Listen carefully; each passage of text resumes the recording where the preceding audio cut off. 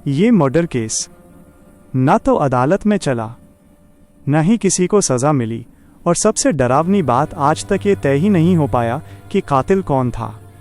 सवाल सिर्फ ये नहीं है कि हत्या किसने की, सवाल ये है कि ये केस कोर्ट तक पहुंचा ही क्यों नहीं।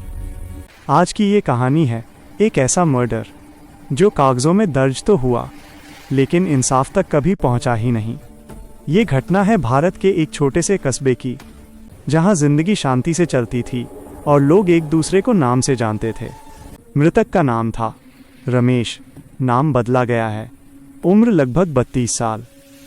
ना कोई बड़ा दुश्मन, न कोई आपराधिक इतिहास। रमेश की सबसे बड़ी पहचान थी उसकी खामोशी। वो कम बोलता था और ज़्यादा कुछ बताता भी नहीं था।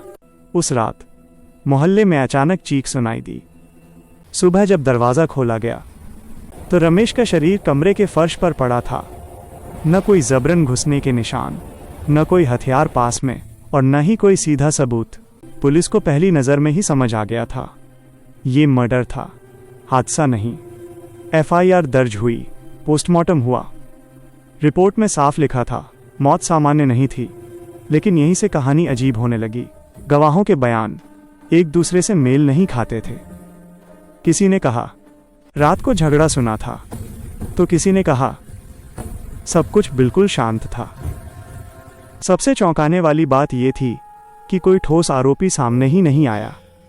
पुलिस फाइल में नाम थे, शक थे, लेकिन सबूत नहीं थे। और बिना सबूत केस कोर्ट में टिक ही नहीं सकता। कुछ ही महीनों में केस पेंडिंग इन्वेस्टिगेशन से इनएक्टिव फाइल बन गया। कानूनी भाषा में कहा गया लैक ऑफ एविडेंस, लेकिन सच्चाई इससे कहीं गहरी थी। गवाह पीछे हट गए, बयान बदल दिए गए, और कुछ लोग अचानक चुप हो गए। रमेश का परिवार बार बार पुलिस स्टेशन गया, लेकिन हर बार वही जवाब मिला, हम कोशिश कर रहे हैं। समय बीतता गया, फाइलों पर धूल जमती गई, और एक दिन ये मर्डर केस सरकारी रिकॉर्ड में बस एक नंबर बनकर रह गया। आज भी उस घर के पास से गुजरने वाले लोग कहते हैं रात को यहाँ अजीब सा सन्नाटा रहता है। शायद वो सवाल आज भी वही है, अगर ये केस कोर्ट तक पहुँच जाता तो क्या इंसाफ मिल पाता।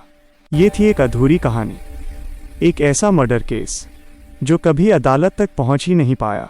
कभी कभी डर भूतों से नहीं, अधूरे सच से लगता है।